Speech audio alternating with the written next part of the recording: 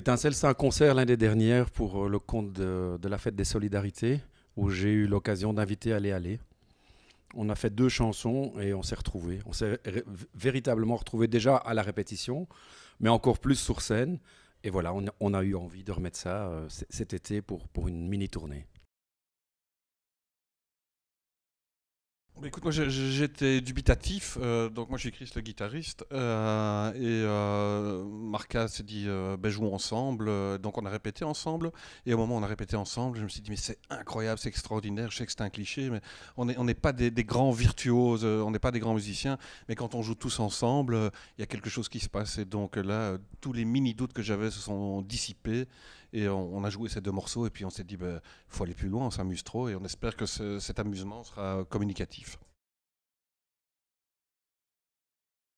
Moi, oui, franchement, oui, oui, oui, et tous, je pense, parce que évidemment, outre l'aspect musical qui est hautement énergétique, je veux dire, cette énergie, elle se retrouve hors scène aussi, en répétition.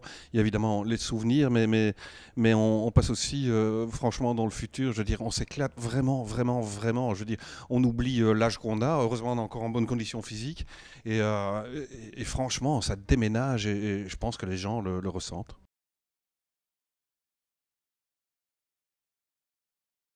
Je crois que c'est les deux, mais en tout cas, nous étions vraiment issus de cette période punk où tout était permis, tout était bordélique, anarchique. Et comme disait Christian, nous n'étions pas des musiciens, on n'avait pas été à l'école, on ne savait pas lire. Moi, je ne sais toujours pas lire la musique 35 ans après, alors que j'en ai quand même fait une carrière.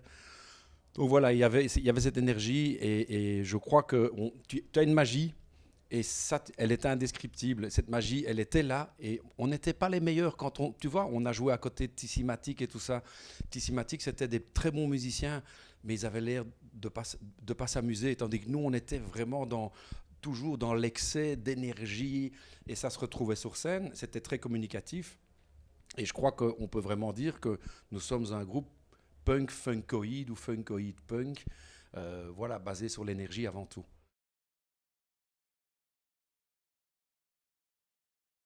Bah, en live, il y avait le côté énergie, évidemment, qui existait, qui était plus difficile à retrouver en studio, puisque généralement, ben, on joue pas tous ensemble. Nous, on insistait pour jouer tous ensemble. Et puis, mais de là, justement, est quand même né un amour du studio, parce que là, je suis sérieux 30 secondes, mais quand on écoute les albums d'Aller Aller, c'est vachement bien produit. En fait, il y avait pour la première fois des samples, ou en tout cas des citations musicales. Moi, je me souviens d'une chanson qui s'appelle Swedish Girl, où on rejouait à la basse le thème des Temptations, dont le titre est Papa Was a Rolling Stone. Et, euh, et je me souviens quand les gens voulaient me casser dans la rue, casser la gueule dans la rue parce que j'avais osé reprendre ce truc. Alors que maintenant tout marche sur des samples, sur des choses comme ça. Mais donc on avait quand même, outre le côté punk fouteur de merde, on avait quand même une approche artistique réfléchie. Voilà, c'était le moment de sérieux, c'est terminé.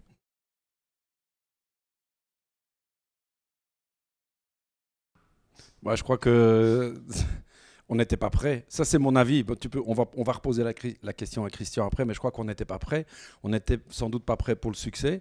Quand ça te tombe dessus et que ça remue vraiment, et puis tu dois prendre des bonnes dispositions, tu dois peut-être être un peu plus sérieux, tu dois peut-être être un peu plus pro, mais il faut tout remettre dans le contexte. Tu sais, à l'époque, il n'y avait pas de circuit rock comme il y en a aujourd'hui. Il n'y avait pas de bonnes salles avec des bonnes sonos. C'était vraiment le tout début de la professionnalisation de la musique en Belgique. Donc, tu vois, même pas de manager, donc on n'avait personne pour nous dire tiens, ça il vaut mieux pas faire. On n'écoutait que nous. Ce sont peut-être des erreurs qu'on a commises, mais voilà, c'était comme ça. Et en même temps, on a été loin quand même, tu vois. On s'est quand même fait signer en Angleterre. Je crois que nous sommes le premier groupe à s'être fait signer hors Belgique à l'époque. Nous étions signés chez Virgin. On avait comme collègues Culture Club ou Simple Minds.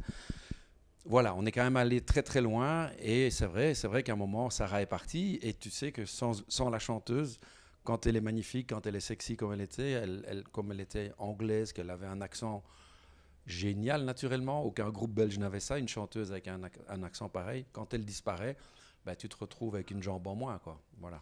Et puis aussi, comme tu le dis, ouais, il y a un regret évidemment, mais à l'époque, il n'y en avait pas du tout. Je veux dire, on était extrêmement gâtés. Je veux dire, évidemment, on a eu de la chance. Il y avait la magie, mais il y avait aussi du talent. Et on était extrêmement naïfs, c'est une manière polie de dire con. Et je veux dire, quand Sarah est partie, on a dit on split, on s'est dit le monde entier va nous regretter. Non. Non, 3 mois après, moi j'étais camionneur, ça s'est arrangé après.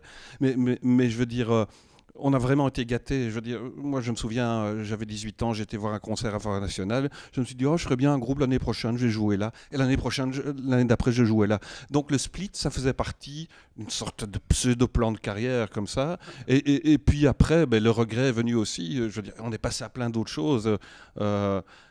Mais je pense, comme tu dis, on aurait pu devenir quelque chose. Encore que je veux dire, tout est tellement furtif, on ne sait pas. Mais en tout cas, maintenant, au présent, des regrets, non, il n'y en a plus. Maintenant, moi, je suis ravi de me retrouver avec lui et avec les autres. Et voilà.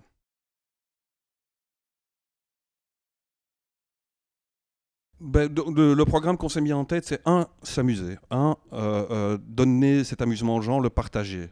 Deuxièmement, si ça va plus loin, ben on fera certainement plus de concerts l'année prochaine. Décidément, chaque fois je fais le même lapsus, je ne sais pas pourquoi. Ça veut dire quelque chose, je pense. Donc on en fera plus l'année prochaine. On aimerait faire ce qu'on appelait avant Tarot classique et des trucs comme ça. Et si ça continue, et si on s'amuse, on fera du nouveau matériel. Voilà. D'être encore là dans 35 ans, si on s'amuse. Et je sais pas, ça fait. Bah, j'aurai 42 ans à ce moment-là. Toi aussi. Je sais pas, moi ça me ferait plaisir que ça fonctionne en tout cas.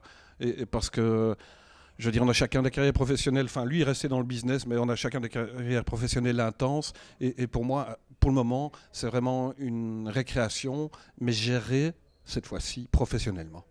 Moi, ben, je suis très content. Je trouve que c'est le bon moment. Je ne crois pas que ça aurait été possible avant. Je ne sais pas t'expliquer pourquoi, mais c'est le bon moment. On s'est retrouvés à un moment où nous sommes relativement... on est tous contents d'y être et on a l'énergie intacte. Je crois que si on avait attendu un peu plus longtemps, on ne l'aurait plus eu, parce qu'on aurait eu 60 ans.